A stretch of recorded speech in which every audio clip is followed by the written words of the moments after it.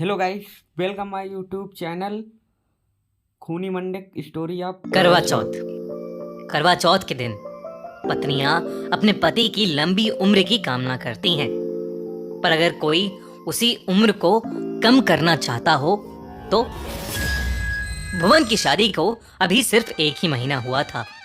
Arrange marriage के चलते भुवन और श्रुति अभी भी एक दूसरे के साथ काफी फॉर्मल थे। शादी के 1 महीने में ही करवा चौथ का व्रत आ गया था।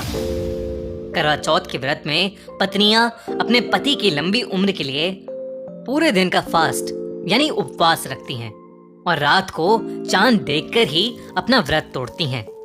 भुवन बहुत खुश था कि श्रुति भी उसके लिए व्रत रख रही थी। भुवन ने श्रुति के लिए अपने ऑफिस से उस दिन की छुट्टी भी ले ली। धीरे धीरे श्रुति और भुवन एक दूसरे को ज्यादा बेहतर ढंग से समझने लगे थे। करवा चौथ वाले दिन भुवन करीब 9 बजे उठा और उसने देखा कि श्रुति ड्रेसिंग टेबल के सामने बैठकर तैयार हो रही थी। भुवन आंखें मलता हुआ श्रुति के पास गया और जैसे ही उसकी नजर सामने शीशे पर पड़ी, उसे श्रुति के चेहरे की जगह एक बहुत ही भयानक सा चेहरा दिखा।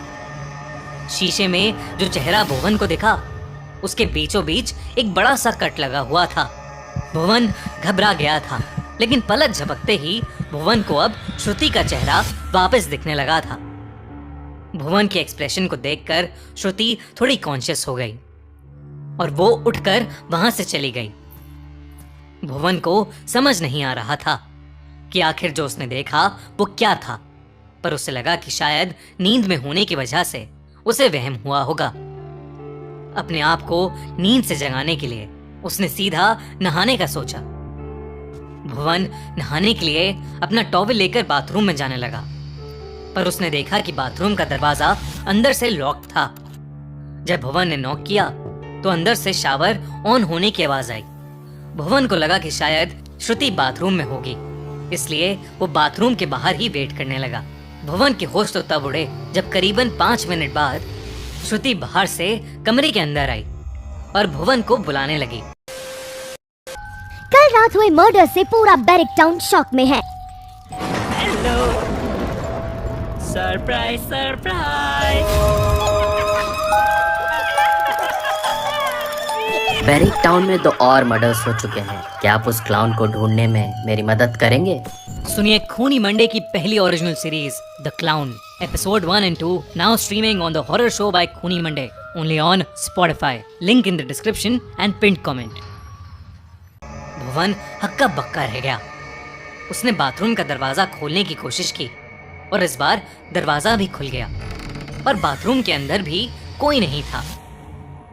भुवन के साथ क्या हो रहा था उसे बिल्कुल भी समझ नहीं आ रहा था, पर वो इन चीजों को इग्नोर कर नहाने चला गया।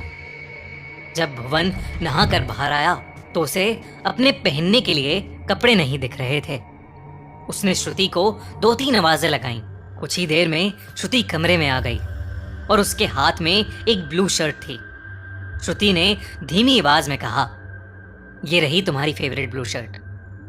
भुवन जब उस शर्ट को पहनकर शीशे के सामने गया तो उसने देखा कि उसकी शर्ट के ऊपर एक हाथ का निशान छपा हुआ था। ऐसा लग रहा था जैसे किसी ने खून से सने हाथ को उस शर्ट पर लगाया हो। भुवन ने वो शर्ट उतारी और दौड़कर उस शर्ट को लेकर श्रुति के पास गया। श्रुति घर के नीचे वाले हिस्से में किचन के अंदर काम कर रही थी। भुवन हड़बड़ाहट में श्रुति से उस शर्ट के बारे में पूछने लगा, पर जब भुवन ने उस शर्ट को श्रुति के सामने खोला तो उस पर अब कोई भी निशान नहीं था। भुवन ने श्रुति से कहा कि जब वो उसे शर्ट देकर गई थी तब उस पर वो निशान था, पर श्रुति ने जो इसके बाद जवाब दिया उससे भुवन के होश उड़ गए। श्रुति ने बताया कि वो तो सुबह से नीचे ही थी। वो भुवन की नींद खराब नहीं करना चाहती थी, इसलिए वो पहले ही नीचे आ गई थी। श्रुति की बात सुनकर भुवन बहुत कंफ्यूज्ड हो गया। वो अपना सर पकड़कर वहीं बैठ गया। उसे लगने लगा कि आज वो पागल हो रहा है, क्योंकि एक के बाद एक उसके साथ ऐसी अनहोनी घट रही थी। दरअसल भुवन को शराब पीने की बुरी आदत थी और श्रुति को लग रहा था कि ये उसी का नतीजा था। भुवन को अचानक बहुत ज्यादा घबराहट होने लगी। वो अपने कमरे में गया और थोड़ी सी शराब पीकर फिर से सो गया। भुवन की आंख खुली तो उसे श्रुति उठा रही थी। श्रुति ने अपनी शादी का लहंगा पहना हुआ था और वो बहुत ही सुंदर लग रही थी। श्रुति ने भुवन को बताया कि रात हो चुकी है और अब व्रत खोलने का समय आ गया था। भुवन चौंक गया क्योंकि इसका मतलब था कि वो पूरे दिन सो ही रहा था। उसने श्रुति से सॉरी बोला और मुंह हाथ धोकर एक कुर्ता पहनकर श्रुति के साथ छत पर चला गया। उनकी छत से चांद बिल्कुल बड़ा और सुंदर सा दिख रहा था। श्रुति ने अपनी छलनी से पहले चांद को देखा और फिर भुवन को देखने के लिए मुड़ी, लेकिन श्रुति को देखकर अचानक ही भुवन की चीख निकल पड़ी। भुवन को उस छलनी में से वही सुबह शीशे वाला भयानक चेहरा दिखा।